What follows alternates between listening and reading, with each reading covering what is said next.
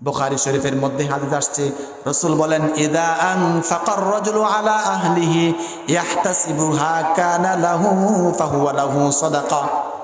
যেই ব্যক্তি তার পরিবারের জন্য জীবিকার ব্যবস্থা করে দিল, সেই ব্যক্তি যদি সওয়াবের নিয়তে পরিবারের জন্য জীবিকার ব্যবস্থা করে দেয়, আল্লাহ রাসূল বলেন ওই ব্যক্তিটা সদকা করার সওয়াব পাবে।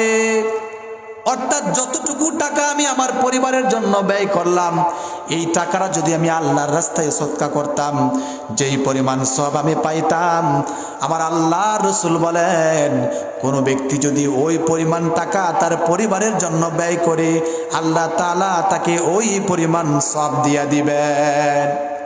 ওই পরিমাণ সওয়াব আল্লাহ তাআলা তাকে দিবেন যদি সে এই টাকাগুলো তার পরিবারের জন্য ব্যয় করে। এজন্য আমরা আমাদের পরিবারের জন্য যে টাকা পয়সাগুলো ব্যয় করি, এগুলোর কারণেও আমরা সদকার সওয়াব পাই। সুবহানাল্লাহ। এজন্য মুসলমান ভাইরা আমার, দান খায়রাত করতে হবে। যেগুলো বৈধ খাত, যেগুলো বৈধ হালাল পন্থা, সেগুলোর মধ্যে আল্লাহ রাব্বুল আলামিনের দেয়া নিয়ামতগুলোকে দান করতে হবে, ব্যয় করতে হবে। সম্মানিত উপস্থিতি,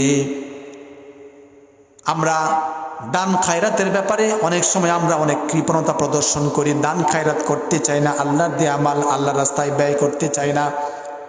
অথচ আল্লাহ তাআলা আমাদেরকে মাল দেওয়ার পর কোরআনের মধ্যে, রাসূল হাদিসের মধ্যে বিভিন্নভাবে মাল দেওয়ার জন্য আল্লাহর রাস্তায় আমাদেরকে উদ্বুদ্ধ করেছেন। কোরআনের মধ্যে আল্লাহ তাআলা আল্লাহর রাস্তায় দান করলে কি পরিমাণ সওয়াব হবে আল্লাহ তাআলা কোরআনের মধ্যে বিভিন্ন জায়গায় বলেছেন।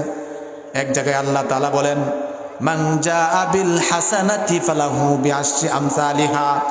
আল্লাহ তাআলা বলেন, যেই ব্যক্তি আল্লাহর রাস্তায় একটা টাকা আল্লাহর রাস্তায় দান করবে, যেই ব্যক্তি একটা নেক কামাবে, আল্লাহ রাব্বুল আলামিন একটি টাকা আল্লাহর রাস্তায় দান করার কারণে ওই ব্যক্তিকে 10টি টাকা দান করার সওয়াব দিয়ে দিবেন। 10টি টাকা আল্লাহর রাস্তায় দান করার সওয়াব আল্লাহ তাআলা ওই ব্যক্তিকে দিবেন।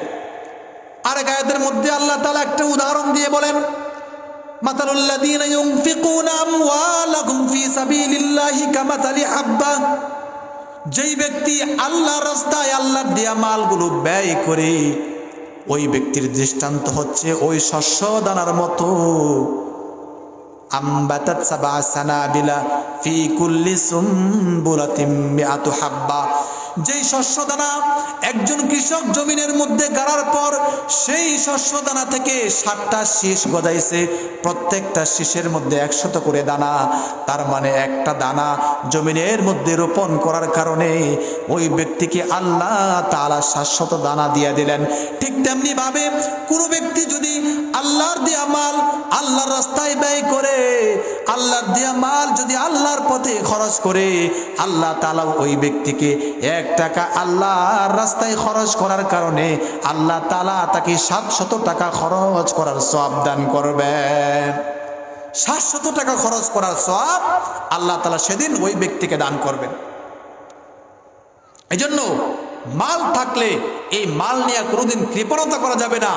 মাল নিয়ে যারা কৃপণতা করছে, আমাদের অনেকের ইতিহাস জানা নাই, আমরা অনেকের ইতিহাস জানি। যেমন কারুন, সে অঢেল সম্পদের মালিক ছিল, আল্লাহ তাকে অঢেল সম্পদ দিয়েছিলেন, কিন্তু সম্পদ থাকার পরেও সে মাল দিয়ে আল্লাহ রাস্তায় দান করার ব্যাপারে কৃপণতা করত, যার কারণে আল্লাহ তাকে এমন আযাব দিয়েছেন যে রাসূল হাদিসের মধ্যে বলেন, কারুনকে আল্লাহ তাআলা জমিনের মধ্যে তার মাল সহ ধসায়া দিয়েছেন এবং কিয়ামত পর্যন্ত সে শুধু জমিনের নিচে তার মাল সহ ধসতেই থাকবে, ধসতেই থাকবে।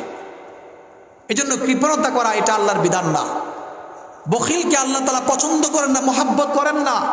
রাসূল এক হাদিসের মধ্যে বলেন, কোন ব্যক্তির মধ্যে ঈমান এবং কৃপণতা কখনো এক হতে পারে না। তার মানে যেই ব্যক্তির মাঝে ঈমান আছে তার মধ্যে কখনো কৃপণতা থাকতে পারে না। মুমিন এবং কৃপণ এক হতে পারে না। যে মুমিন হবে সে কোনোদিন কৃপণ হবে না। এজন্য সম্মানিত উপস্থিতি, আল্লাহ রাব্বুল আলামিনের দরবারে কিয়ামতের ময়দানে 4 নাম্বার যে প্রশ্নের উত্তর দিতে হবে সেটা হবে, ওয়া মালিহি মিন আইনা ইকতাসাবাহু ওয়া ফীমা আনফাকাহু।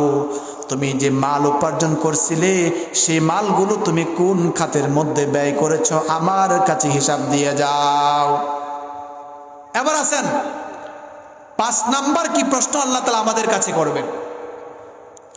5 নাম্বার প্রশ্ন আল্লাহ তাআলা করবেন, ওয়াফিমা আলিমা বিমা আলিমা ওয়াফিমা আমিলা বিমা আলিমা, তুমি যতটুকু দিন সম্পর্কে জেনেছিলে তার অনুযায়ী তুমি কতটুকু আমল করেছো তার হিসাব দিয়ে যাও। মুসলমান ভাইরা রে আমার, আমরা দিনের ব্যাপারে যতটুকু জেনেছি সেই জানাটুকু অনুযায়ী আমি আমল করতে পারছি কিনা তার জবাব কিন্তু আল্লাহর কাছে আমাকে দিতে হবে, আপনাকে দিতে হবে। আমরা জানি নামাজ পড়া ফরজ, কিন্তু কয়জনে নামাজ পড়ে?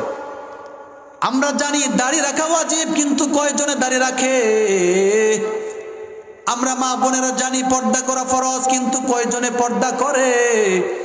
এজন্য আল্লাহ রাসূল বলেন কিয়ামতের ময়দানে আল্লাহ তাআলা প্রশ্ন করবেন, তুমি যতটুকু জানছিলা কি পরিমাণ আমল করছো তার জবাব দিয়ে যাও।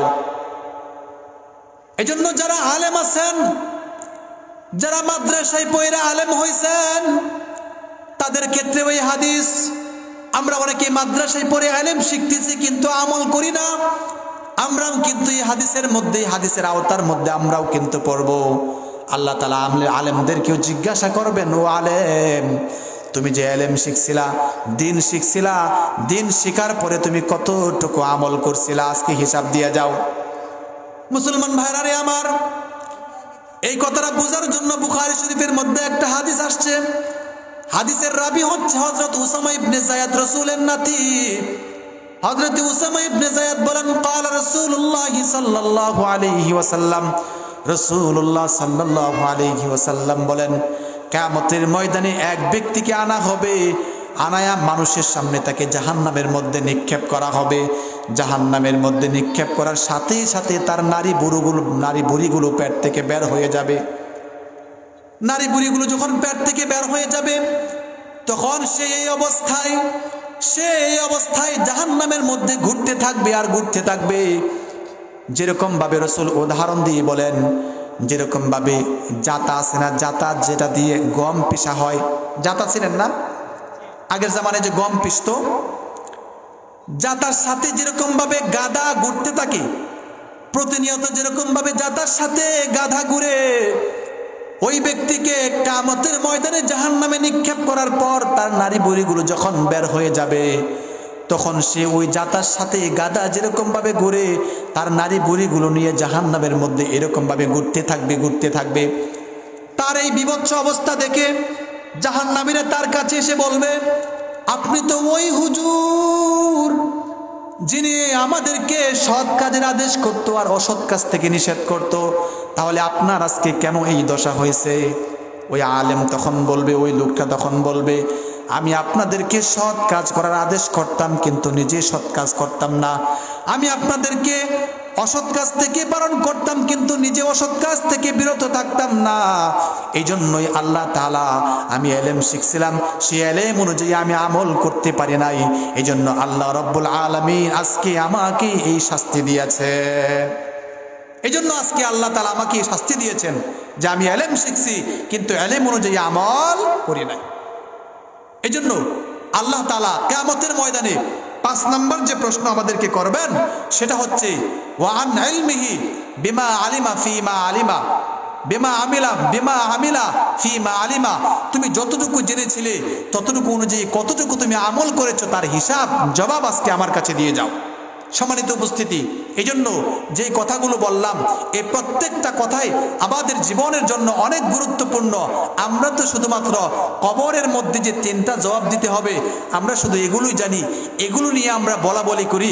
কিন্তু কবরের 3টা প্রশ্নের পরেও যে হাসরের ময়দানে যেই দিন সূর্যটা আমাদের মাথার 1 মাইল অথবা 2 মাইল উপরে চলে আসবে, সূর্যের তাপে যেদিন পুরো পৃথিবীটা তামার মতো হয়ে যাবে, মানুষের মাথার মগজগুলো যখন বাতের মতো টকবক করে গলতে থাকবে, সেই দিন আল্লাহ তাআলা আমাদেরকে এই 5টা প্রশ্ন করবেন। রাসূল বলেন, লা তাজুলু কদম ইবনি আদম ইয়াউমাল কিয়ামাতি মিন ইনদি রাব্বিহি হাত্তা ইউসআলা আন খামস। কিয়ামতের ময়দানে আল্লাহ রাব্বুল আলামিনের সামনে থেকে বনি আদম এই 5টা প্রশ্নের উত্তর না দিয়ে 1 কদম সামনে বাড়াতে পারবে না।